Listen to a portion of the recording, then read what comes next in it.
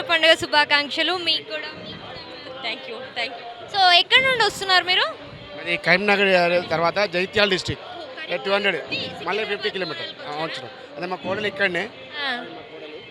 మా కొడుకు వచ్చింది కాబట్టి మేము గత 20 ఏళ్ళ నుంచి వచ్చినాం. కానీ మాకు అనుకోకుండా ఇదే ఏరియాకు మా కోడలు వాళ్ళ ఇల్లు పక్కన ముత్యాలమ్మ గుడి దగ్గర ఇక రావడానికి చాలా బాగా అనిపిస్తుంది. ఇప్పుడు పెళ్ళి అయిన తర్వాత మా కొడుకు రావడానికి చాలా సంతోషంగా ఉంది. ఇక్కడ చూడడానికి వచ్చినాం.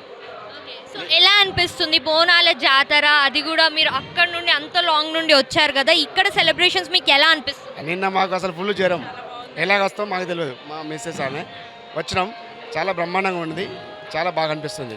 మీకు ఎలా అనిపించింది? చాలా బాగుందండి, చాలా బాగుంది. మరి ఇంకా మేము రావాలి, ఆ అమ్మవారు మాకు ఆరోగ్యం ఇవ్వాలి, మా పిల్లలకు మా మనవరాళ్ళకు మాకు మీరు కూడా మంచిగా మళ్ళీ కలవాలి, జీవితంలో కలుస్తామని ఆశిస్తుంటూ ముగిస్తున్నాను. తప్పకుండా కలుస్తాం. సో బోనాల పండుగ యొక్క ప్రత్యేకత గురించి మీరు ఏమైనా చెప్తారా? బోనాల పండుగ మన హిందువులో ఏకభ్యం చేయడానికి బోనాల పండుగ వచ్చింది. అది ఫస్ట్ మేము ఊర్లో ఉన్నప్పుడు ప్రతి ఊరు నుండి మేము అందరం కలిసి ఒక ఊరి నుంచి బయటకు వెళ్ళేవాళ్ళం. అక్కడ పోగులు వేసుకుంటూ అక్కడ జాతర జరుపుకుంటూ బ్రహ్మాండంగా గడిపేవాళ్ళం. అప్పుడు అది ఆ కాలంలో జంగల్లోకి వెళ్ళి గడిపేవాళ్ళం. ఇప్పుడు ఇవన్నీ చూస్తుంటే చాలా సంతోషంగా ఉంది. మీకు వచ్చే జనరేషన్ కూడా బాగానే జరగాలని, మాకు మా పిల్లలకు మీరందరూ బాగుండాలని సర్వజన సుఖినో భవంతు.